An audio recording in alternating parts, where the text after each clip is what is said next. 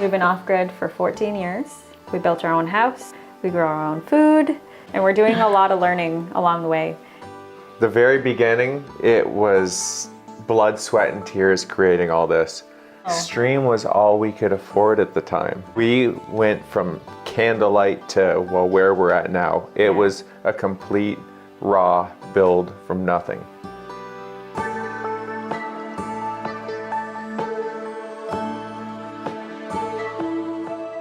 We had an opportunity to build here, and we took it. We have a few acres on some shared land. Community is a big thing with off-grid living. If you can figure out the art of communicating well, getting along well enough, there's nothing better. The outhouse was the very first structure, and attached to the outhouse was my little workshop with very minimal tools.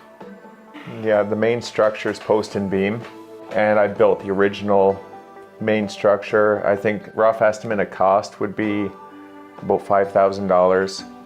And that's including the tools it took to build it at the time. So that's a lot of salvage material I used. We had no money. We were salvaging from the dump. There was an old barn on the property that we took apart piece by piece and denailed all the boards and all that. You know, like that was a huge project. And we built our place out of it. That and whatever was salvaged at the dump and whatever we could get our hands on for free, you know? And the structure the first season was partially built, so there were still gaps and stuff in it. And we'd tough it out in the winter time. We'd start the wood stove and we'd like fall asleep with our snowsuits on. And then as it got warm, we'd take them off. Like that's just how it was. The building, you know? just kept getting buttoned together further and further as we could afford. Yeah.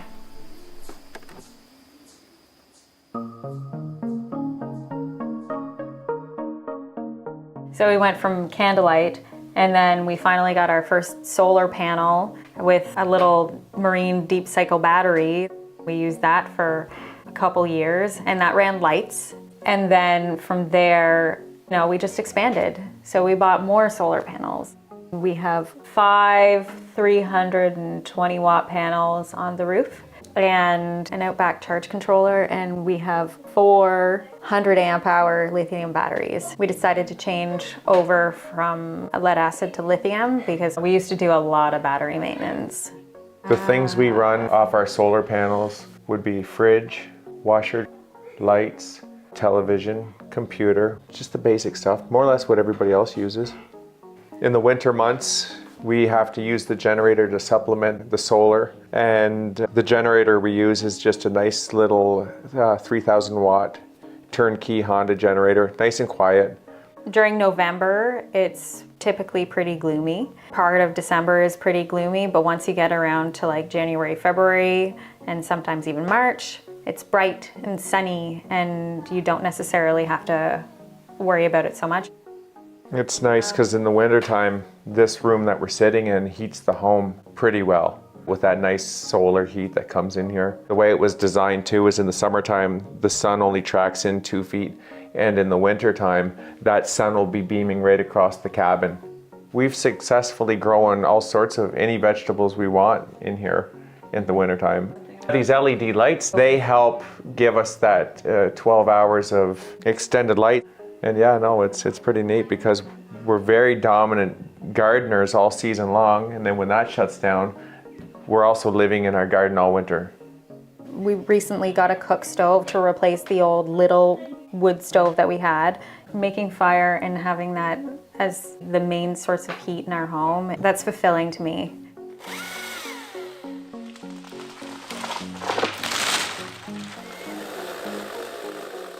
I cut wood for a living, so Yeah. that really ties together well. When you start from nothing, you appreciate that much more the conveniences that you do have. You know, the propane stove here, it's a convenience.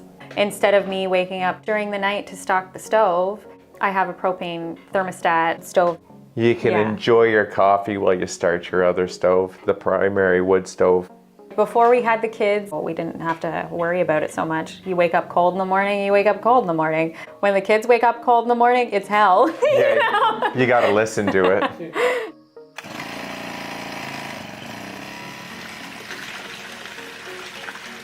The water that we use for washing, bathing, and for cleaning our dishes and stuff, it comes from the quarry. So I have like a little Honda pump that I pump water into the reservoir up in our room, and it's gravity fed into the house. We put it upstairs so that it doesn't freeze. In the winter, we drill a hole with an ice auger and we hook up our pump and we fill up the reservoir.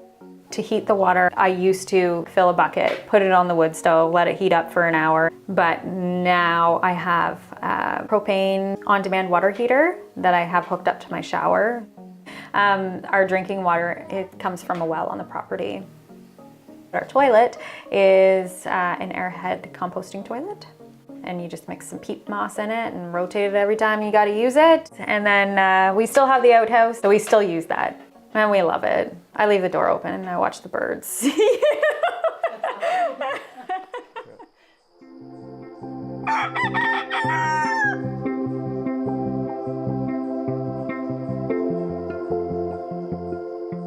On this property, we raise and produce all sorts of vegetables, meats, milk, honey, grapes for juices, wines.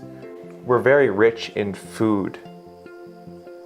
We have laying birds and we buy meat birds and process them ourselves. We have 3 big communal gardens. We plant corn and we have raspberries in there, and we have potatoes and tomatoes and peppers and cucumbers and squash.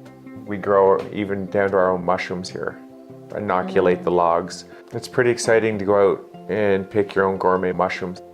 We would like to get more into foraging. We've been practicing for quite a few years, foraging, plants, identifying mushrooms and medicinals and herbs. And we want to teach other people. So we'd like to hold workshops that include those things.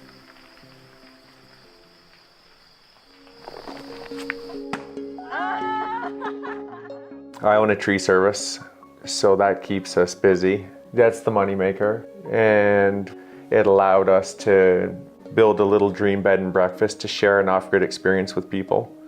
And we're building a little business for my daughter. It's Alice May's Lemonade Stand. So she's about 10 years old, and we're trying to give her an idea of understanding self-employment and making money, as we all unfortunately need on this planet.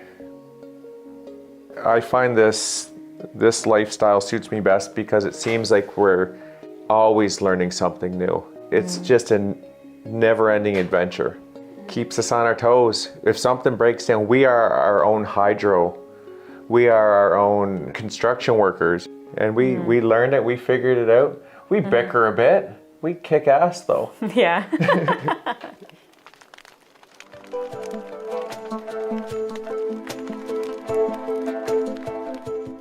There's like so many times that I'm outside and I'm like just doing a normal thing and it's just not working out. Like my pump decides not to work and I'm like, okay, this is the one thing that is making my life a little bit easier and it's not working. Yeah, she'll come bursting in the door and start flying off on her problem. I'll be like, whoa, listen to my problem first, because this is what's not working in my off-grid life right now. It's not all glamour. It's funny, simple living really isn't that simple. You're constantly troubleshooting things. It's all a learning experience, but with that learning experience comes gratitude, appreciation. Yeah, appreciation for the things that are like the smallest things. Yeah. The things with just the twist of a tap and water comes out. The warmth in the wintertime, the food on your table. We've spent a lot of time farming, experimenting, doing all these things. And then, we've gotten to the point now where we're just trying to step back a little bit from those intensive things and just starting to enjoy our lives together with our children. We can enjoy a lot more free time now. Yep. It was 14 years, nonstop, and now there's light at the end of the tunnel. It's time to sit back and even enjoy it. I love all of it. I love the whole circle of the off-grid experience. There's so much satisfaction that has come out of our off-grid lifestyle. There's that satisfaction that we built the house that we live in. We love the satisfaction that you get from growing your own food. That makes it all worthwhile. Subscribe to Exploring Alternatives and please share this video if you liked it. You can also check out our playlists for more stories like this. Thanks for watching.